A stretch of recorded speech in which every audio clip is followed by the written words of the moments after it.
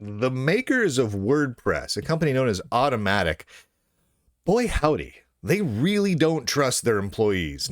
Not at all. They are just at this point assuming that their employees are going to become whistleblowers and leak whatever they see inside the makers of WordPress out to the public. And they're not 100% wrong about that.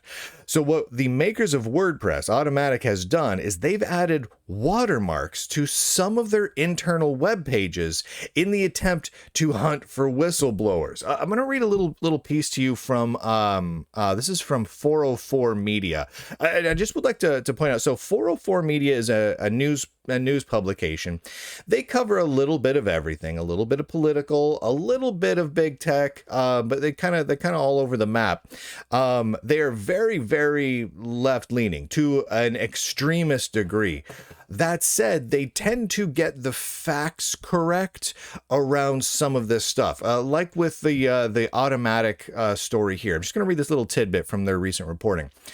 As part of the company's months-long obsession with catching employees leaking internal developments to the press, staff at WordPress parent company Automattic recently noticed individually unique watermarks on internal sites, according to employees who spoke to 404 Media. Automattic added the watermarks to an internal employee communications platform called P2. P2 is a WordPress product other workplaces can also use. There are hundreds of P2 sites across teams at Automattic alone. Many are team specific, but some are company-wide announcements. The watermarks in Automattic's P2 instance are nearly invisible, rendered as a pattern overlaid on the site's white page backgrounds. Zooming in or manually changing the background color reveals the pattern. If, for example, a journalist published a screenshot leaked to them that was taken from P2, Automattic could theoretically identify the employee who shared it. Now this was kind of interesting. So I did a little digging into this, checked in with a couple of contacts, reached out to Automattic, verified this is absolutely true. So I'm just going to read to you what I posted to X the other day because I think this is important information to have out there. This is absolutely true. Automattic, the parent WordPress company, has added a watermark overlay to one of their internal websites in an attempt to identify any whistleblowers who might leak screenshots to the press. This particular approach is both clumsy and easily detectable by any journalist who receives leaked material. In fact, there are other, much more sophisticated methods of watermarking which some employers attempt to use to keep their employees from leaking to people like the Lunduke Journal. Luckily, those methods are both detectable and easily defeatable as well, if, and this is a big if, the journalist knows what he's doing. If you've seen leaks published by the Lunduke Journal, you may have noticed something. I never published the original source file provided by the whistleblower. It's very intentional. Every release must be scanned for watermarks. There are several techniques and tools used. And then the resulting image file is tweaked in such a way to defeat all known watermarks, even if none are detected. It's worth noting that most companies do not add automated watermarking to their internal websites. Most companies don't do this. And those that do tend to only add the watermarks on a handful of systems, even if they do it.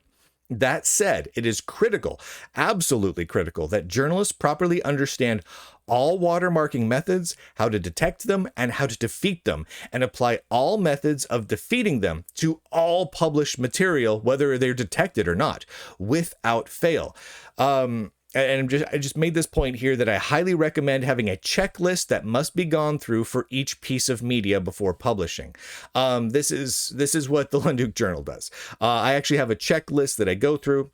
I have several tools, including one script that I wrote myself that checks for a wide variety of different things. And then I have a process that's partly manual and partly automated, where I go through and modify all images before they're published to defeat all known watermarks, even when I detect that there are no watermarks on the image. better safe than sorry, right? Because companies out there like Automattic are doing this sort of thing. Now, in my mind, it's a little weirder with a company like Automattic because they're, in theory, kind of open sourcey, right? They're supposed to be producing a bunch of open source software. So why are they so emphatic about defeating, finding, and punishing people who publish open material, right? Like they're trying to keep things secret at an open company. And to me, that seems very counterintuitive, a little strange. Now, if companies, I understand that some companies want to keep certain things secret. I totally get that. Certainly the amount of leaked content that the Lunduke Journal has published over the last year and a half or so, I understand that very well. I get it. But it is very weird when an open company, right? A company that's supposed to be more open is doing that. I find that peculiar. And that really actually happens quite a bit. I recommend people stay on top of it. I'm kind of wondering if I should go back and because I do have some tidbits about some various other organizations that do similar things. I should publish those a little bit as well, just so everyone knows what systems at what companies are known to place watermark images on backgrounds. That's a pretty that's a pretty cheap and clumsy way of doing it because it's so easily detectable. It really is just fundamentally profoundly easy to detect. Most of these companies that implement watermarking systems are doing so based on either a piece of software that they license, right? There's a couple of server-side software packages that these companies can license, which add watermarks in a variety of different ways to their corporate websites. The problem with those are that they're well known and understood how they watermark. So if you take, in all cases, I've yet to come across a case where it's not easy to automate the detection and removal of those watermarks, right? And so it's just so well documented and understood at this point. And even when they add new methods or new variations on methods, I haven't seen any of those new methods come through. You notice I'm choosing my words very carefully. I don't want to tip my hand too much about what specific methods work well and which ones don't. But I haven't seen any new methods come through that haven't been easy to detect and eliminate using pre-existing scripts and tools, right? So I have a series of scripts that do something that basically checks for very slightly altered pixels in certain portions of web page backgrounds, right? Now over time they're like, oh man, they're checking and they're defeating against our watermarks. We got to change it. So they change it and they move the pixels. They do different colors of the pixels. They come up with different strategies for putting that inside the image somehow. And in every case I've seen where they do that sort of clumsy watermarking, the existing tools already defeat them. Their new watermarking systems are already defeated before they implement them, right? And so that's kind of a thing that I've seen.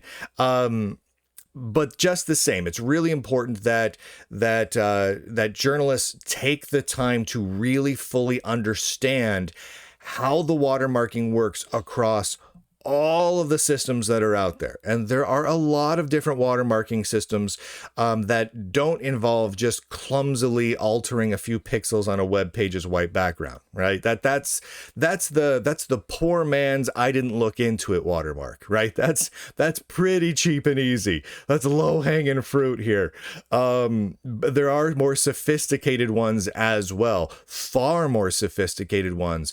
And some of them are really doggone fancy, but even those have been defeated and overcome as long as the journalist stays on top of it. But so I think it's funny that Automattic did this. It's not good press for them. It's not good for employee morale now that the employees know that they're not trusted at all, and that the company's seeking to retribution against employees that would speak out publicly. That doesn't bode well. Then again, Automattic and WordPress have had so many controversies over the last year or two. This is a drop in the bucket for them. It's just been ongoing problems over there.